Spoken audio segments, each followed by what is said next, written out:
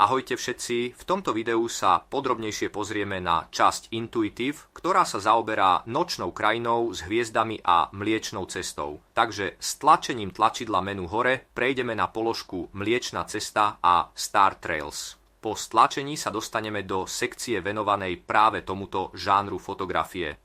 To, čo by sme mali vykonať, je postupovať podľa poradia tlačidiel, ktoré sa zobrazujú na užívateľskom rozhraní. Prvá časť je venovaná snímkam nočnej oblohy, stredná časť sa zameriava na Star Trails s jemnou metódou a metódou intervalov. A časť s názvom v zelenej farbe je venovaná fotografii terénu. Pretože to, čo budeme robiť, sú rozdelené snímky v teréne, niektoré snímky urobené pre oblohu s určitými parametrami snímania, a ďalšie fotografie venované spodnej časti krajiny, teda tmavšiemu terénu. Ideme teda načítať light, čo sú snímky oblohy. Vyhľadáme ich v našom počítači a vyberieme ich. Light snímok môžeme urobiť, koľko chceme v teréne. Odporúčam neprekračovať 5 snímok pre tých, ktorí používajú ultraširokouhle objektívy, teda 10 mm oseny pre APS-C alebo 14 pre full frame. V tomto prípade som použil 14 mm, takže vyberiem 4 snímky. Ak používate štandardné širokouhle objektívy, ako je 24 terametry, môžete sa bez problémov dostať až na 10 snímok. Prečo vám to hovorím? Pretože ultraširokouhle objektívy ako 14 mm na okrajoch vykazujú určité skreslenia a tieto skreslenia môžu mierne predĺžiť hviezdy, čo môže viesť k tomu, že softvér pri pokuse o zarovnanie týchto hviezd môže naraziť na nejakú chybu. Takže stlačíme tlačidlo OK, týmto spôsobom nám Intuitive usporiada naše fotografie do jednotlivých vrstiev. Keď sú naše fotografie venované Mliečnej ceste usporiadané do jednotlivých vrstiev, môžeme pristúpiť k výberu hviezd, aby sme ich precízne zarovnali, pretože hviezdy sa záber po zábere budú pohybovať na nočnej oblohe. Naším hlavným cieľom v tejto fúzii je precízne a dôkladne zarovnať všetky jednotlivé vrstvy tak, aby boli presne jedna nad druhou, čím dôjde k výraznému zvýrazneniu ich osvetlenia a zároveň sa zníži šum vo výslednej fotografii. Stlačíme tlačidlo na výber a vidíte, že vyberá práve hviezdy. Môžeme stlačiť tlačidlo pre rozšírenie a môžeme ho stlačiť koľkokrát si prajeme. Môj návrh je priblížiť si hviezdy a zrušiť výber prvých vrstiev, pričom ponecháte aktívnu iba tú poslednú. Týmto spôsobom môžete dôkladne a precízne skontrolovať, či výber zahŕňa aj hviezdy z posledného záberu, ktorý ste nahrali. V tomto prípade stlačím ešte raz a vidím, že sa to dostane do výberu. Potom môžem výber opraviť a to, čo urobím, je stlačiť na systém výberu, potom stlačiť na odčítať, pretože musím odstrániť a tak prechádzam štecom po oblastiach, ktoré nechcem mať vybrané. Okrem oblasti podložia vám dôrazne odporúčam odznačiť časť, ktorá sa nachádza v blízkosti fotografického horizontu, v tomto prípade hory, a celú časť okrajov fotografie a hviezd. Najmä ak ste fotografovali s ultraširokouhlými objektívmi z rovnakého dôvodu, ktorý som už spomínal predtým. Po vykonaní tejto operácie môžeme stlačiť tlačidlo na precízne a dôkladné zarovnanie a zlúčenie. Tu je konečný výsledok, naše dôkladné a precízne zarovnanie hviezd a čistenie. Teraz môžeme jemne upraviť oblohu, stlačíme tlačidlo na vylepšenie oblohy, presunieme sa na stránku s nástrojmi, nezabudnite zlúčiť všetky viditeľné vrstvy, stlačiť automatickú úpravu farieb, pridať trochu jasnosti. Pripomínam, že všetky tieto úpravy sú samozrejme na vašom uvážení, neexistujú žiadne pevné pravidlá, ktoré by ste mali používať. Pridám trochu zosvetlenia. Nezabudnite vždy zlúčiť viditeľné vrstvy, štetec zosvetliť a tiež trochu saturácie, prečo nie. Môžeme tiež stlačiť tlačidlo odstrániť 8 pixel pre istotu, aby sa fotografia mierne stmavila a zvýšil sa kontrast. Následne sa môžem vrátiť na stránku venovanú hviezdam a dôkladne vyčistiť všetko pomocou záberov Dark a tiež záberov Bias. Tieto druhy záberov sa zhotovujú s nasadenou krytkou na objektíve, takže sú to úplne tmavé zábery. Darky sú určené na redukciu bežného digitálneho šumu, zatiaľ čo biasy slúžia na elimináciu hot pixelov, ktoré vznikajú v dôsledku prehrievania senzora. Dark zábery sa zvyčajne zhotovujú v počte približne 10, avšak počet je možné zvoliť podľa vlastného uváženia. Parametre týchto záberov sú identické s tými, ktoré sa používajú pre light zábery, čo znamená, že budú mať rovnaké ISO, rovnaké expozičné časy a rovnaké clony.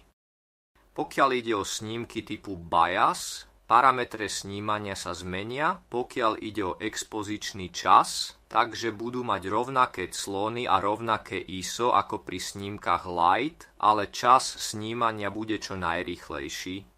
Takže v závislosti od fotoaparátu, ktorý máme k dispozícii, to bude viac menej 4000 sekundy alebo 8000 sekundy. Počet snímok bias sa však zvýši, pretože bude 5 bias pre každý dark, ktorý sme zhotovili. Takže ak som hypoteticky zrealizoval 10 snímok dark, budem musieť zhotoviť 50 snímok bias. Keď už tieto snímky mám, stačí stlačiť tlačidlo dark, nájsť ich tam, kde som ich uložil na počítači, vybrať typ rozšírenia, v ktorom boli uložené, vybrať ich všetky a stlačiť otvoriť.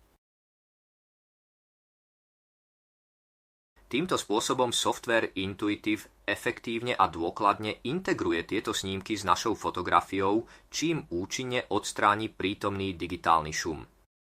V závislosti od konkrétneho počítačového zariadenia, ktoré máme k dispozícii, a množstva fotografií, ktoré bude Intuitive a Photoshop musieť načítať, to zaberie určitý časový úsek, ktorý sa môže líšiť prípad od prípadu. V tomto videu teraz urýchlim a vystrihnem túto časť, aby som sa dostal priamo k finálnemu výsledku. Pokračujeme načítaním snímok bias, stačí stlačiť príslušné tlačidlo, nájsť ich v našom počítači, vybrať príponu a vybrať všetky snímky, v mojom prípade 50, stlačiť otvoriť a software začne pracovať. Po dokončení načítania súborov BIAS môžeme urobiť niekoľko úprav na stránke s nástrojmi. Môžeme využiť zosvetľujúci štetec, aby sme pridali o niečo viac jasu do centrálnej časti Mliečnej cesty a rovnakým spôsobom pridať aj trochu viac jasnosti. Teraz vykonáme zlúčenie všetkých viditeľných vrstiev a následne prejdeme na fotografie určené pre terén. Teraz sa presunieme k fotografiám, ktoré sú venované krajine pod hviezdnou oblohou. Stačí mi stlačiť tlačidlo pre krajinu a vybrať sériu fotografií, ktoré som špeciálne venoval práve krajine pod hviezdami, aby sme efektívne znížili digitálny šum. Vyberiem ich vo svojom počítači. V tomto konkrétnom prípade som ich vytvoril 5. Počet si môžete zvoliť podľa vlastného uváženia, zvyčajne aspoň niekoľko, pretože čím viac fotografií sa urobí, tým viac sa zníži šum v rámci každej fotografie.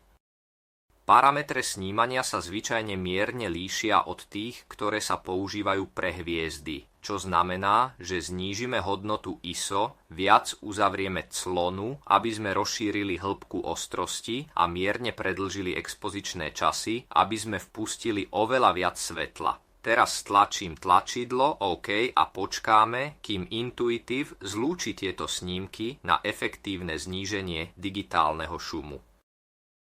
Teraz môžeme jemne vylepšiť našu fotografiu pod sekciou nástroje, môžeme stlačiť autotón, autolevely, aby sme fotografiu trochu viac osvetlili, vrátiť sa na našu stránku hviezd, skopírovať vrstvu, prejsť na fotografiu hviezd Mliečnej cesty, vložiť vrstvu. Týmto spôsobom mám obe fotografie umiestnené na vrstvách s tou terénnou vrstvou na vrchu. Takže mám príležitosť vybrať terén, aby sa vytvoril tento výber a jeho maskovaním môžem efektívne prepojiť oblohu mojej fotografie, ktorá je venovaná Mliečnej ceste a terén fotografie, ktorá je venovaná nočnej krajine, umiestnenej priamo pod ňou. Následne mi bude postačovať stlačiť na unikátne úrovne a dokončiť ich v aplikácii Camera Raw. Všetky úpravy, ktoré budú realizované v Camera Raw počas procesu vývoja, zostávajú osobného charakteru. Podľa svojho osobného vkusu sa teda obmedzím na mierne zvýšenie úrovne expozície, zvýšenie kontrastov a zníženie intenzity svetiel, avšak to, čo bude skutočne zásadné, je snažiť sa dôkladne zladiť farebné odtiene oblohy s farebnými tónmi terénu. Pridám lineárnu masku na terén a posuniem ju na úroveň horizontu fotografie tak, aby všetky úpravy, ktoré teraz vykonám, sa týkali časti, ktorá je maskovaná na červeno. Následne stmavím časť terénu, zvýrazním kontrasty, mierne znížim tiene a trochu viac ochladím. S tlačením tlačidla OK sa vrátime späť do aplikácie Adobe Photoshop. V tomto okamihu by sme mohli jemne upraviť farebné dominancie na horizonte pomocou nástroja špongia, pričom by sme mohli odstrániť žltkasté a oranžové farebné odtiene na horizonte.